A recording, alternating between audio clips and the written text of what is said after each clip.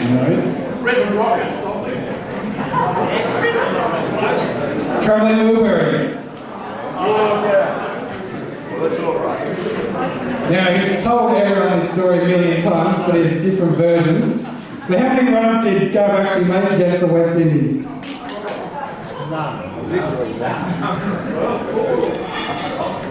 Someone said the right one. It was 4.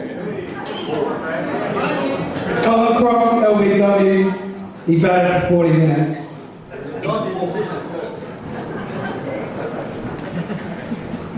So the last one I had was, Dad, did you do anything wrong at a pub? And he said, no, because I never was wrong at a pub, and I stopped going after I turned 18. Anyway, that's enough. So our first speaker today is my sister and Gav's daughter, Alana, so please make her welcome. Welcome to the Gavin Show. Dad asked me to do this speech knowing full well that public speaking to a crowd of this size is high up there on my most dreaded things on earth to do. I would probably enjoy sticking pins in my eye more, to be honest, but you've had a rough few years, Dad, so I couldn't really say no, could I? Benefits of being the firstborn. So here I am. Please excuse the shaky voice and reading straight from a piece of paper. It's the only way I know how to do this. I'm Alana. For those that don't know me, I'm married to Adam, who's around here somewhere taking photos. Over there are my little boys, Fraser and Alfie, on the table over there. And we all live on the Gold Coast. You've obviously already met Chris. The MC for today, Steph, he's over there at the bar. Wave your hand, Steph. You'll see her at the book and wine table later.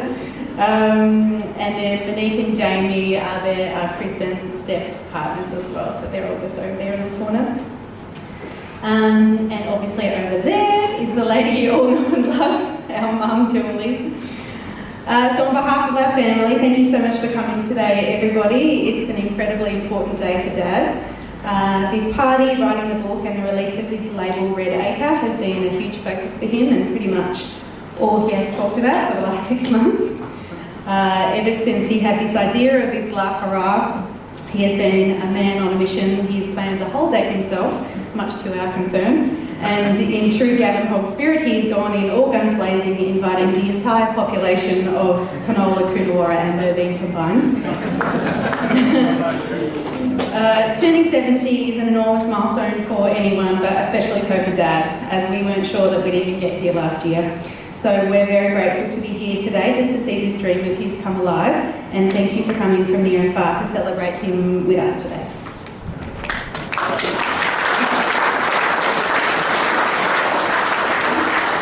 So here we are, the Penola Sports Club, so many memories, so many, oh that's Dad's phone, that's classic, my dad.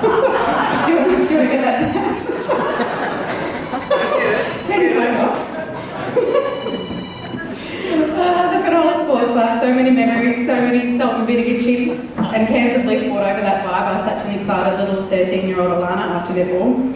I'm sure everyone who lived here remembers the time when this was being built. There was such excitement in the air, wasn't there? This club was going to be so grand and fancy, and let's be honest, anything was going to be better than the original brick shitter of a footy club we had down there. The bar was set very low, and I actually saw the original beast of a eagle is actually up there on the wall, so that's a good testament to the old place.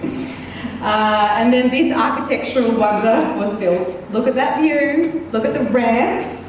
I remember Dad being very adamant about that ramp being built, the biggest ramp in the Southern Hemisphere, I believe. You must have seen 25 years into the future, Dad, when you were arguing your case for that ramp and realised you and the rest of your buddies would need it for today. I think when Dad was the chair maybe of the Sports Club Committee at the time this building was coming into fruition, he was heavily involved in lobbying for it to be built. And 25 years later, he would not have had today's party anywhere else. Oh, jeez, guys. He's very proud of this place. He's actually very proud of this town in general. Both Mum and Dad have always loved it here. Chris and Steph and I don't live here anymore. We're scattered across the country with our own families now. but Penola and Coonawarra still feel like home for us too. It's such a beautiful, welcoming community, a village, as Mum and Dad would call it, and full of people here, full of people who would do anything for a mate. With so many familiar faces here today, it's very touching to know how much Dad has meant to so many of you over the 40 years that he and Mum have been here. Now, before I start the daughter part of my speech, I do want to make special mention today to a few key people who have been helping out Mum and Dad in particular over these last few years.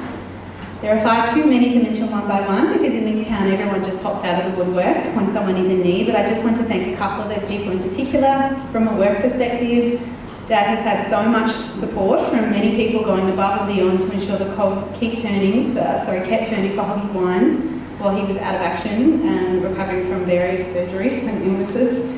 But in particular, Luke Tockers, who I know couldn't make it today, but I think Jenny is around somewhere.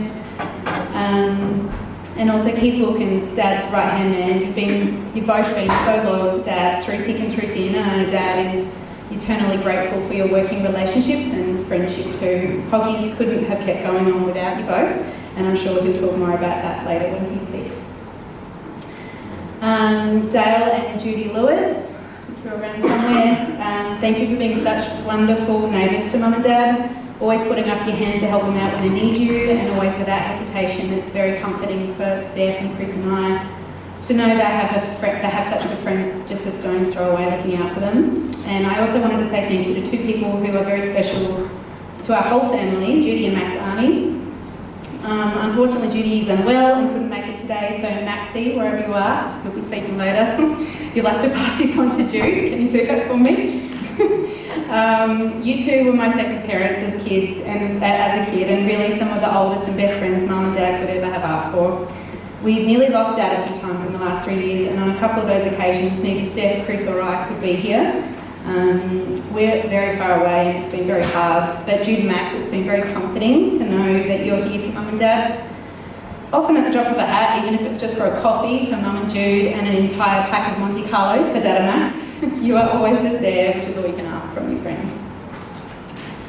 Now the actual task I've been given today from Dad is to talk about him as the father. So here goes. Dad and I are very different. He is a unique man, that's for sure.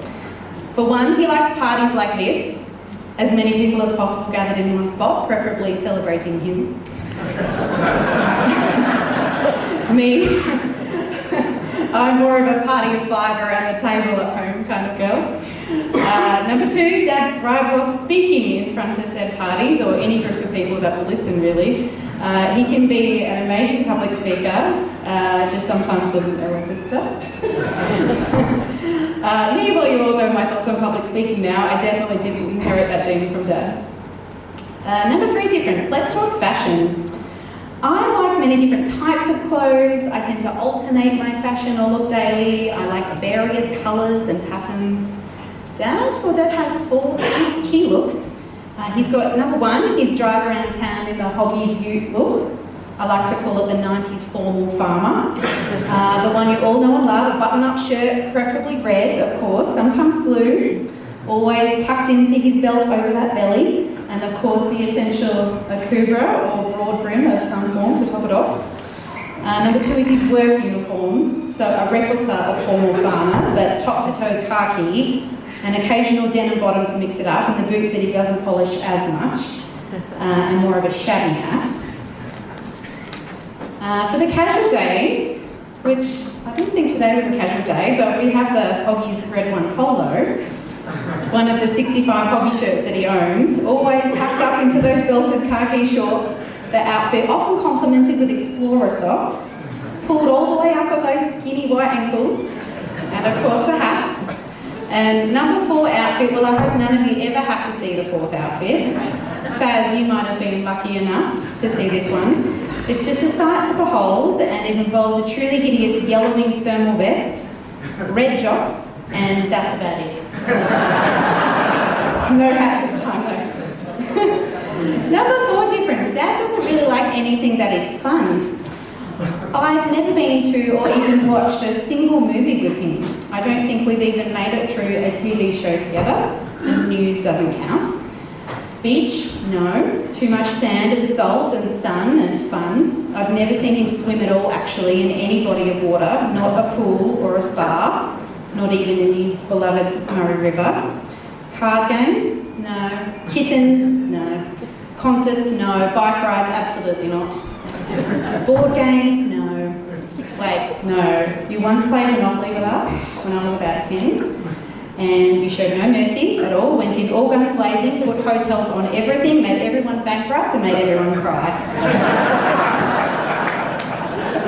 I specifically remember Dad enjoying himself in that moment. He was quite gleeful, in fact, and he was teaching us life lessons apparently, which, to be honest, given today's real estate market, was actually quite sensible.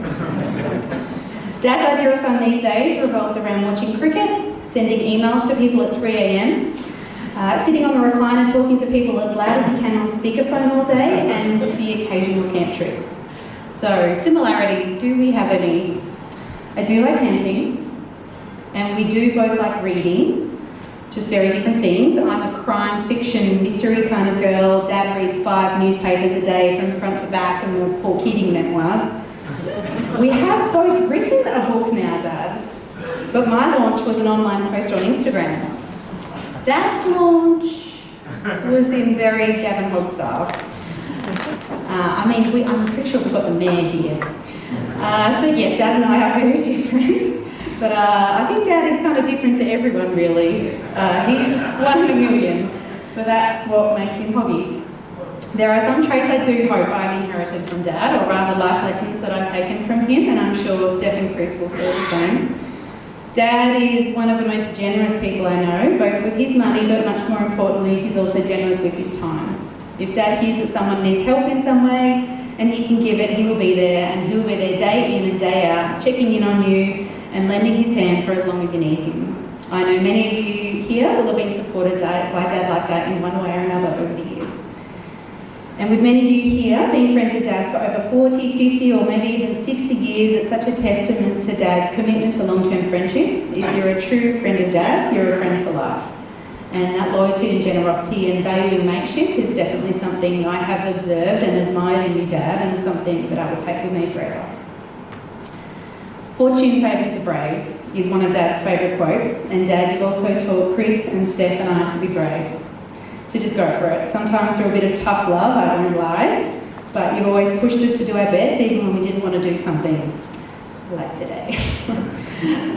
These last few years, Dad, you've had to be very brave yourself. You've had to keep picking yourself up after being knocked down again and again. It's been very hard to watch, but also very inspiring. You've fought hard and you're still fighting hard, and we're proud of you and so grateful you've kept fighting. And just finally, this is turning into a Gavin-like speech, I'm afraid. Dad's other favourite quote, which is now also one of mine, is there is many a good man to be found under a shabby hat. Dad is always for the underdog, for the blue-collar workers, the farmers, for the locals and the shabby hats. And Dad wears a shabby hat better than any man I know. Dad, you taught us never to think of ourselves as being better than anyone else, no matter what their background or circumstance. And I really thank you for that. It's a true measure of a person, something I really hope we can pass on to our own boys. So there's a few life lessons there from Dad, but my favourite lesson, you taught 3-year-old little Lana how to tell the difference between baby tomatoes, capsicums and cucumber plants. And now 35 years later, you're still teaching me about perfect tomato conditions, which I can't tell you all because it's top secret, but just know it involves a lot of shit. Dad, you're a winner of tomato growing competitions, winner of winemaking competitions, you finished the Kokoda Trail, just very much a hare and the tortoise story, that one. You've even won the Wentworth Show's most ridiculous, oh sorry, that was a typo there, best youth competition without even entering the competition. And after today, you can even say you're a published author. We are also grateful to get more time with you, Dad. Each day is precious, and it's the one thing this whole hideous cancer journey has given us is perspective on what is important. Time with the people we love. Happy 70th, Dad, and cheers to you. I've known Hoggie for about 53 years, since 1965, where more recently, and particularly since our arrival in Coonawarra and Pathway, where we came together in about 1981, we've become very close as families. Perhaps I better warn you, my recollections may contain some slight inaccuracies, because I haven't passed these notes through Gavin. My first encounters with Hoggie were as cricket rivals. When we played for some Razor sides, he played for South Merboon and me for Redcliffs.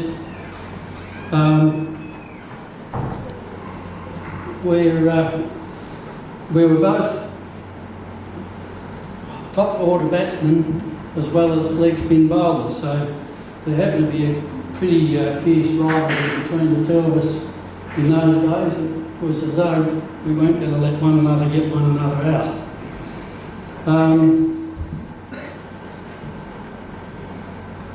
I might have also watched on the Albert Cricket Ground in Melbourne once during Country Week Carnival, when I'd gone down to watch a couple of mates from Mildura. Judy and I were living in Paran at the time, to watch a game of cricket where Mildura were playing, and or Sunraysia. Gavin was in that side, not that I knew it at the time, but Gav made inglorious stuff that day.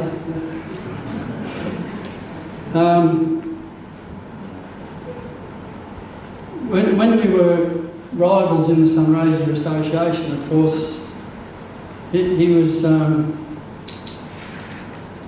conspicuous always, with the zinc cream on his nose and lip,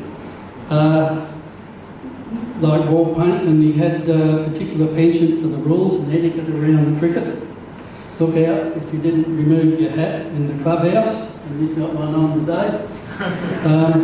Or if you were an umpire or fielder wearing anything red or coloured socks, play wouldn't go on until that was corrected. He was a much better cricketer than I, though, having achieved greater heights with his inter-association and state country representation. And I thought he made 40 runs against the West Indies, but it was 40 minutes, sorry. By that stage, he'd also given back very much in coaching junior representative cricket and football, where some of those juniors went on to make their own fame, some of whom may even be here today, and I know he's kept in contact with many. Two little stories I recall of Hoggie when we came together in Coonawarra Pathway. In an inter-association Wiki Trophy match in Narracourt one day, I remember playing for the Narracourt Association against the Penola Association. Hoggie started to make a few runs, and I was fielding in slips next to our wicketkeeper Jim Thring. And Thringy started to get a bit of yap about him, a bit of that city type sledging going, and I said, "Oh, shut up, Thringy, this bloke will make 100 if you keep that up." He made 46, and I guess Gavin got back on him when we batted, catching Jim Thring out on the square leg boundary, the deep square leg boundary, and you might say that he's probably wasn't known as the best judge of a catch as far in those days with his Coke bottle glasses before he got his eyes fixed. Around the same time, having started the Coonawarra versus Pathway annual Vignerons cricket matches,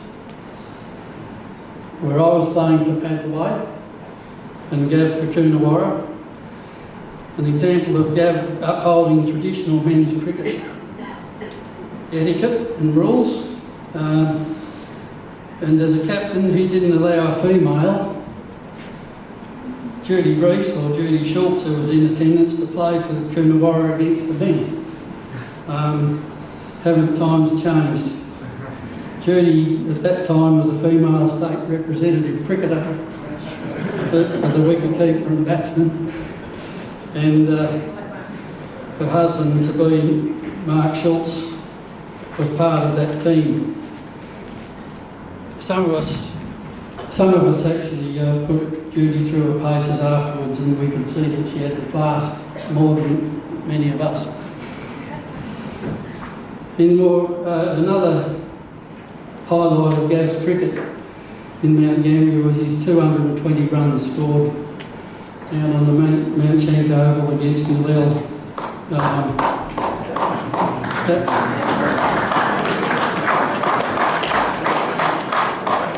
And that remains, as far as I know, a record to this day. And I think that there was another batsman who's made 200 since, not quite got there. In more recent times, Gav's joined me in playing veterans cricket in the over 60s, where he's participated in various over 60s carnivals, the Tank Shield comp in Adelaide, and in various other carnivals and nationals representing the South East Coasters and the state in the relevant divisions until his health pulled him up in recent years. On top of that, he's maintained a very welcome and valuable role on the state South Africa representative body, that's the South Australian Veterans Cricket Association. He's got involved there and gives his time to get to Adelaide and back for meetings, etc. And he's been well respected by those up in Adelaide for being part of that.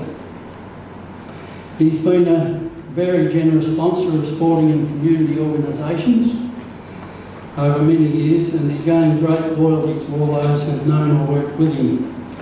He's been very generous with gifts and trophies as well.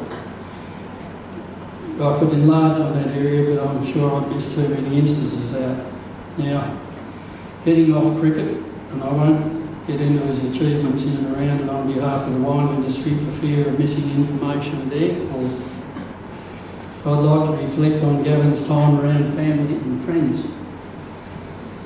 As our children began school and were growing up in Coonawarra and Penola, away from sport, a number of families from the community here, we enjoyed camping over many years at Beachport over the Christmas and New Year period, and his family was always there. And there's a group of local families,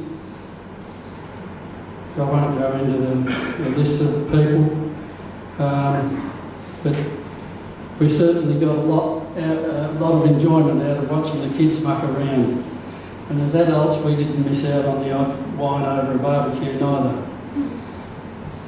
If Christmas camping together wasn't enough, we also enjoyed family camping anywhere else, like Broken Bucket in the Big Desert, or Menindee on the Darling River, or houseboats on the Murray and Darling, not to mention the additional adult travels since our children left home, camping and boating times when kids were getting older and going their own way. A few stories of these times are worth a mention. We'll go back to Broken Bucket, a spot where we camped in the Big Desert in Victoria. I can still enjoy the picture of the children joyfully playing Stalk the Lantern through the whipstick mallee in the dark each night before bed. But one night I remember being sharply awoken in the middle of the night by someone yelling out, "Hoggie, stop snoring."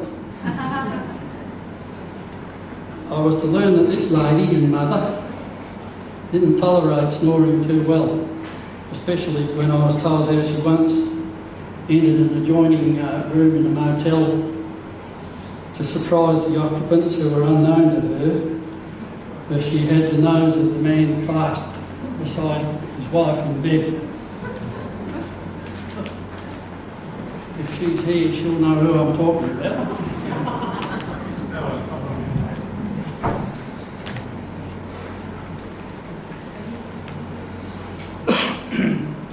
Never rains in Menindee.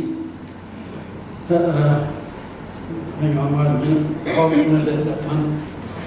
On one of two houseboat trips, which we did with the Russells and Hoggs. I remember us looking forward to getting up the Murray, off the Murray and up the Darling, despite our advice from the hiring, from Hans, the houseboat owner and hirer, not to go up the Darling. It's too narrow and too many obstacles.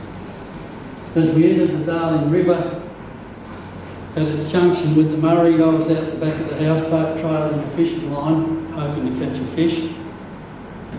Mark Russell joined me down the back of the boat, and it suddenly dawned on me, and I yelled out, "Who's driving the boat?" We're about to go under the Wentworth Bridge, and Hoggie can't see, the dodge the pylons. In those days he wore Coke bottle glasses, and perhaps I wasn't trusting. It was a very big houseboat and the pylons weren't that far apart. But at which point I'd raced up to the front to watch Gav steer that very large houseboat masterfully between the pylons and up the river. Having camped one night up the river, Darling River, and enjoyed Gav's classic camp oven cooking, it would have had rabbit in it too. The following day we ventured further up the Darling while it was getting narrower, and we were listening to Hans's warnings in our minds, with fewer places to turn around.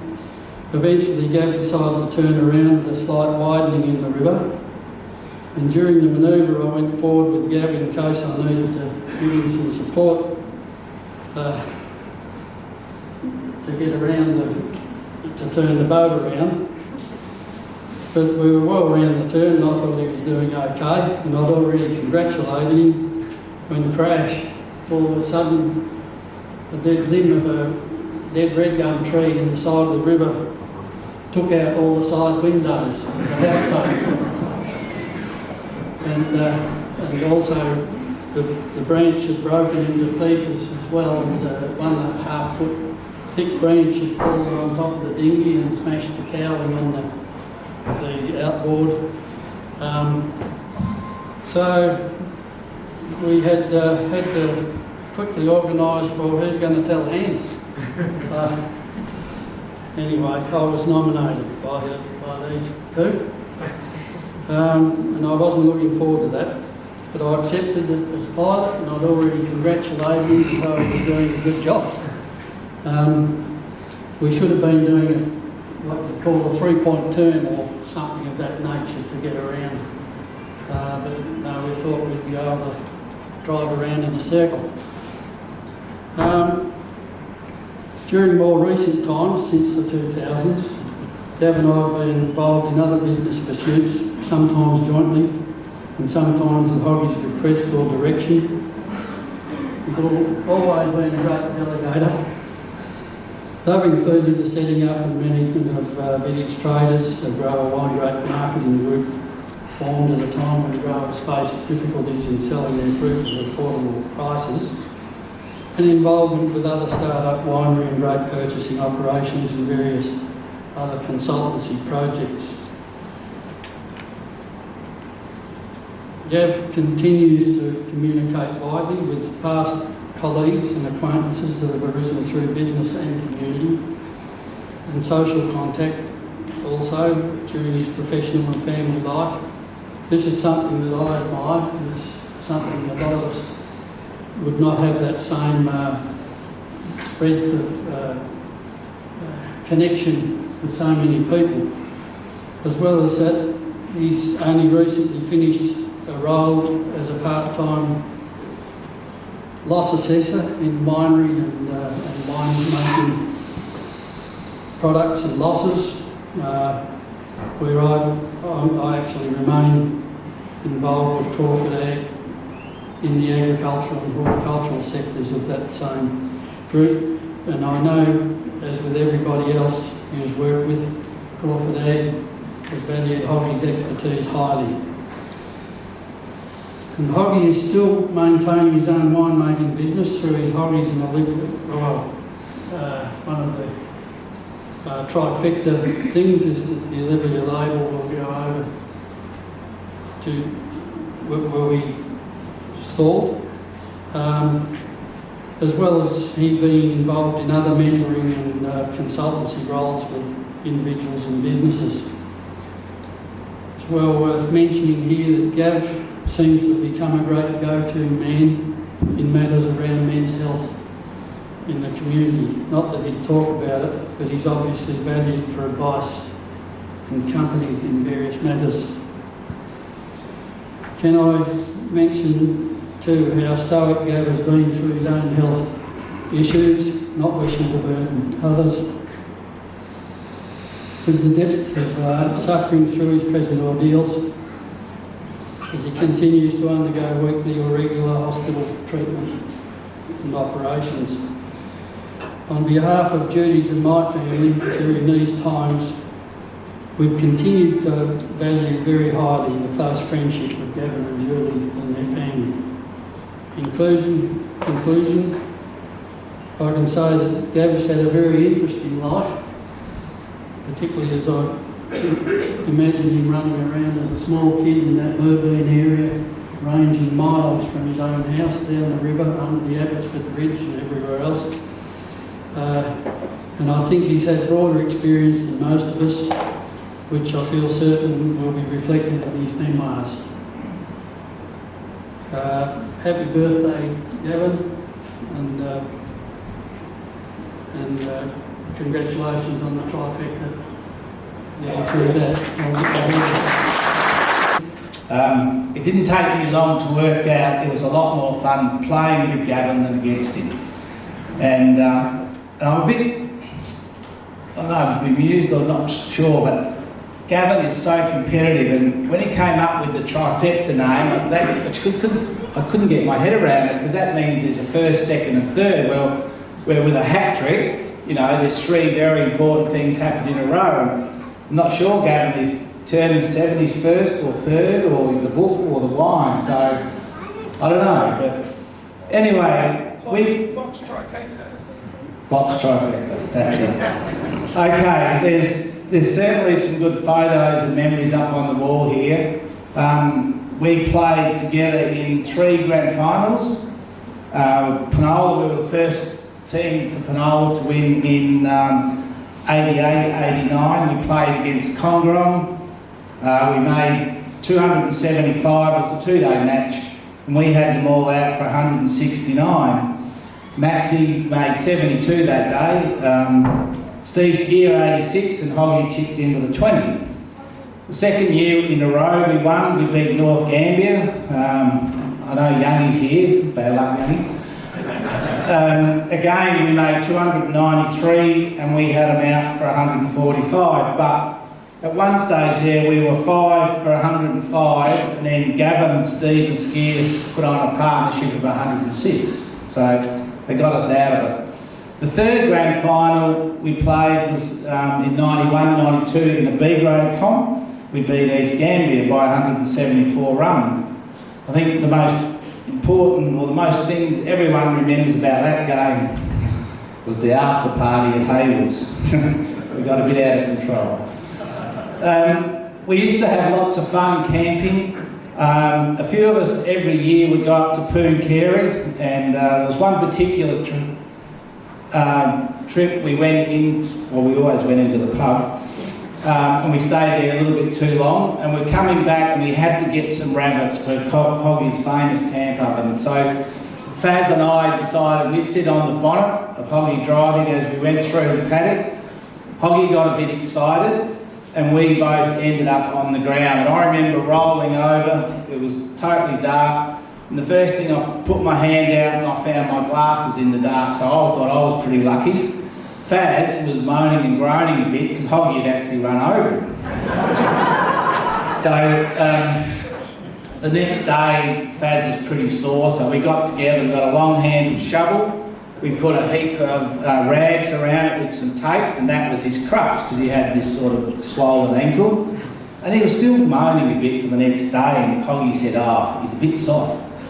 Anyway, 3 days later he gets to hospital and he had a broken wrist and he was in plaster for about 8 weeks. That's Hoggie. Also, it did come up about Hoggie snoring, and one particular night his swag was too close to ours So as soon as he went to bed and started snoring, we just all looked at each other, tied his swag to his car and drove off about 300 metres while he was sleeping in the swag. Next day he woke up and he thought we'd all left him. Wine, I learned very early when I was hanging around Hoggie that it was the best bartering tool ever going. Wherever we went, Hoggie would have wine in his car, and you'd always, a bottle would go here and a bottle would go there for a few favours. We were up at Lake Trolondo camping one year, and I know there was a couple of things on that trip. Gary was with us, and we had a tinny that I had from my father-in-law at the time. We're going along, I'm steering, and Scary and Gavin are in the back, and there's a big gum tree coming straight at me, and I'm panicking, trying to steer this boat. Well, these two had disconnected the steering at the back, and they were laughing like anything, as I nearly thought I was going to take out this tree. And then after we'd fished for a while, and it had a 35 horsepower motor on the back that was manual pull start, and I said to him, all right, get this thing going, let's get back to the camp. So Gavin and Scary just pulled and pulled and pulled until they were totally exhausted trying to get this motor going. And then I said, oh, maybe I should put the stop switch off. You know? And then back at camp, Hoggie was pretty proud. He bought this new label out. It was a fairy sort of looking label with a windmill on it. And I had a glass. I said, oh, this isn't as good as your normal, the Mildara white label Cabernet used to be a beautiful wine. And Hoggie said, no, this isn't that good. It's going to be our export label. Well, 2 weeks later, that wine won the Jimmy Watson Trophy. Gavin certainly has been involved in a lot of things, and he certainly has sponsored more than his fair share. But I think the biggest achievement Gavin has ever done is what we're standing in now. It was Gavin's vision to build this. He set up a great committee. I don't know how much money. It was basically totally built by the community. It was well over 200,000 we raised, I reckon. It might have been 4, but yeah, it was a lot of money, but there's no doubt it was Gavin's vision, and it would never have happened without you. So well done, Gavin.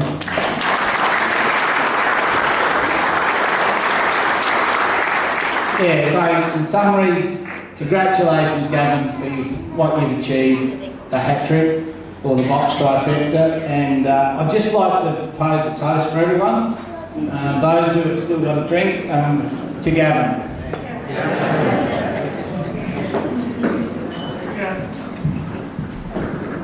I think it's just a recognition of how highly people have thought of Gavin, and I'm sure they'll wish you the best in coming years.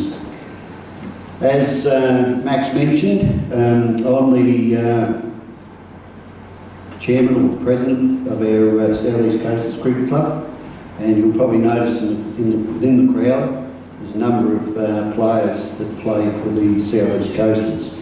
But one thing I did want to just touch on was, as Max mentioned earlier on, Gavin has been the rep of our club for SAFCA, which is the South Australian Veterans Cricket Association. And one thing I'd like to share with you, even while Gavin was going through his treatment in Adelaide, he still took the time off, or out of his busy period of time, to actually attend the meetings of SAFCA and represent the views of our club. Now, Gavin is the vice president of our club, still is, and I'm hoping he still will be for a little while longer. But I thought it really showed what sort of man Gavin is to actually do that, and we certainly appreciate that. Gavin, you're also a very generous man, as other speakers have mentioned, and hopefully we'll see you back playing cricket. Obviously not this season, but hopefully in the next few seasons. Now, I just want to finish on, if there's people in the crowd here today that are either 50s, 60s or 70s and you want a game of cricket, talk to Gavin, because I feel sure he'll put you on the backs. But all the best, Gavin, anyway. Thank you very much. Has anyone checked out the back there to see if the trailer's still got any alcohol in it? Look, it's overwhelming to see all these people here, and thank you so much. It takes a fair bit of organisation to have something like this, and we've had a triple banger really, with not just this function here, with the book and the new wine. My birthday is really irrelevant, even though it's a milestone, 70. I think that was the average age of life for me, maybe 20 years ago. It's probably a bit longer now, something like 80. Probably going down because we're eating and drinking too much. But there are so many thank yous for this event, and the biggest one is for Julie, my wife.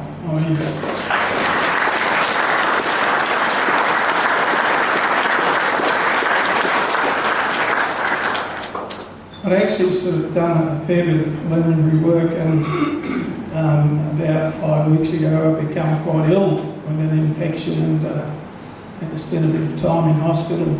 And Julie just picked up the reins and said, okay, we have a rest and we'll see what we can do.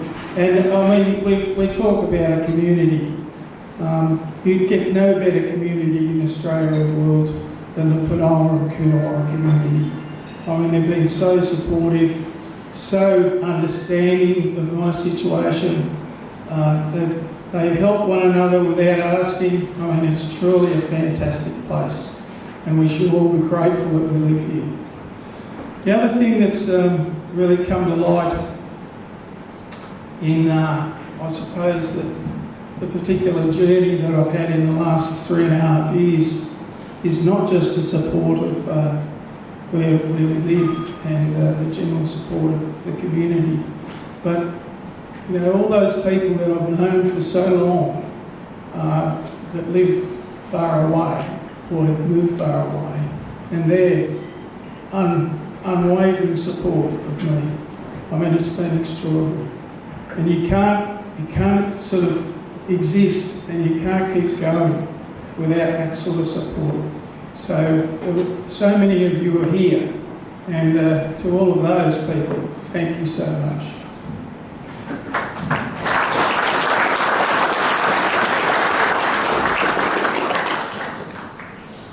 My speech today is basically about thanking and thanking. And I mean, what I've achieved is certainly something which I can be proud of. But I also know that I can't have achieved those things without other people. I know Mike Press said I wasn't a team man. I was interested in the forward. But he's here, he's listening to me, and I thought I was a team man, but maybe not in the winemaking sort of circle, because even though I had a bit of a reputation for having a drink, I couldn't stand staying up until 5 o'clock in the morning, bloody drinking with people like Grant Birch and you know those others that sort of hang around and keep talking rubbish, and I just needed to sleep. I knew there was work to do the next day. I remember that, Birchie. Now, the other thing is that along the way, you turn my phone off, please, Chris. Along the way, there are so many other things that give you pride. And I mean, don't even talk about those photos up there and all those sort of, and coaching the kids and all those things. I mean, it's just a great joy to do that.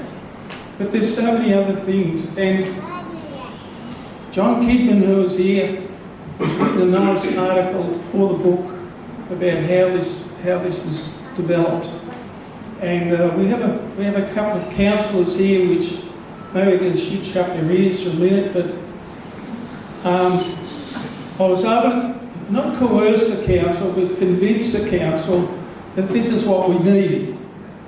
You know, we were running around in a dusty old bowl of bloody sand and weeds and whatever. And I said, that's not good enough. Where I come from, which is Sunraysia, Mildura, this is what we have. This is standard. And here I come to this town, and it's a ragtag thing that looks like it's a broken down little village in the valley. I said, that's ridiculous. So we did get a good team together. And this is what we've got. So we did it in stages. I didn't want to bite too hard. I said, well, we'll get this up first. Then we'll get a turf wicket and a decent oval. Then we'll get an irrigation system. And while we're at it, we'll get some lights. Now, unfortunately, the lights aren't quite good enough, but I was thinking about it a couple of days ago. If we put LED lights in there, we'll have enough light to play a good game of cricket or footy. Just got to convince the council. Oh, I think the mayor's here. We've just got to convince the council to convert these lights, these globes, and we can do it. What do you think, Des?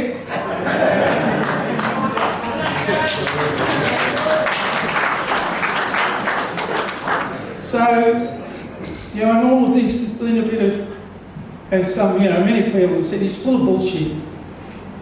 And we know it. I said, well, I don't care. You know, if we can get this, and get a few other things happening in the town, I don't care if I'm called a bullshitter. As long as it gets done. And as long as you respect the processes and make sure the councillors understand what we're trying to achieve, then my name doesn't matter. My name doesn't care. So let's move into the thank yous again. I'd like to thank, this is a concluding end of my speech. But I'd like to thank all people, and Chris will thank a few people in his conclusion. But I'd particularly like to thank the old cricketers here. They've kept my fitness going until recently, giving me a new lease, getting back playing cricket, being competitive, sledging a little bit, not much. I was warned about that the first year I played, and he said, no, you don't behave like that, Hoggie. You know, you don't have to call that old bloke, you know, someone who's so slow that he shouldn't be here. You'll be like that in another 5 years, I'll tell you. And it does happen. So, I must thank that group of people. The other thing that I must thank is and I mentioned it before, is the whole community of Coonawarra and Penola. There's nowhere else I'd like to bring my family up. Nowhere else, you know, I've had my kids grow up in this type of village, this very village. And to that, I say thank you.